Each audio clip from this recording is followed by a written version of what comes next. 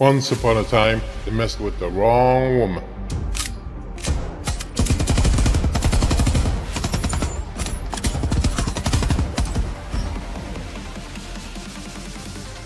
When are they going to learn? Crichton's World Reviews. This is the review of Ballerina, a spin-off of John Wick. So, tell me, did you like it? I liked it. I wasn't expecting the fighting scenes to be...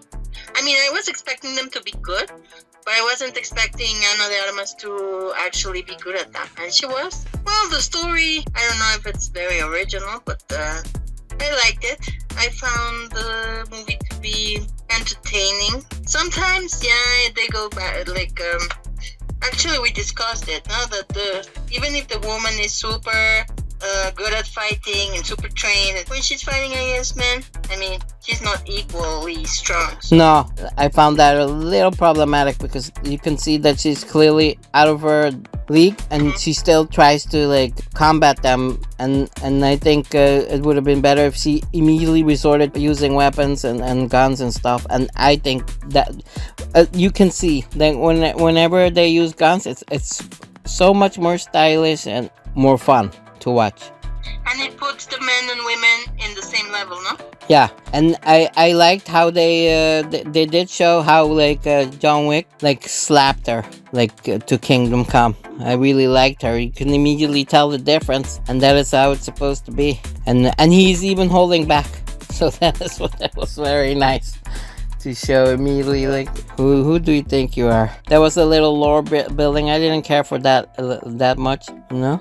So, No. but I personally wouldn't mind a sequel. And you said that you couldn't see her doing that, but I've seen her do that stuff in James Bond, and I've seen her done that in Ghosted with Chris Evans. Chris Evans. Yes, in that movie he plays this he sells flowers or plants or something, and then and they hit it off.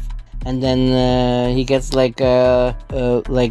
in her because she's an assassin, and he gets drawn in this adventure. And for a bit he's like the damsel in distress.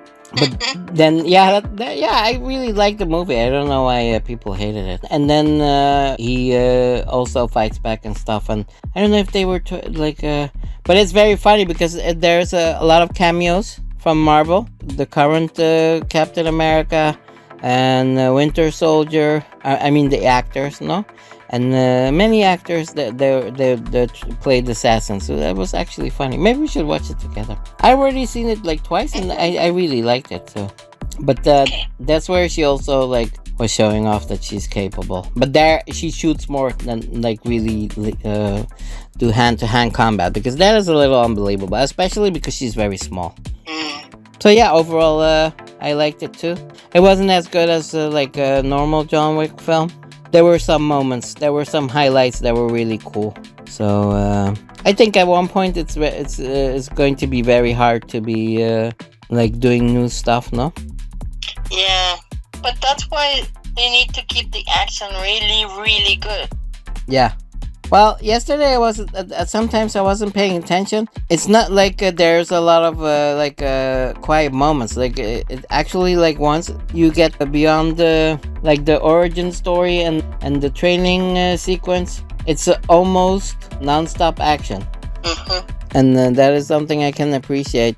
Actually, I think sometimes the quiet moments were distracting a little, but it did make things a little more interesting. Yeah. But I don't think it was interesting enough, compared to what happened in other John Wick films. I think so far the spin-offs, the Continental also, was a bit disappointing, no? I think even Ian McShane didn't like it. Remember, we watched it, but we were very confused. Yeah. We were very confused about that one. Yes. So I think that it's an example of where ambition gets in the way of what they should be focusing on, no? The lore is nice, but we don't watch the film for the lore.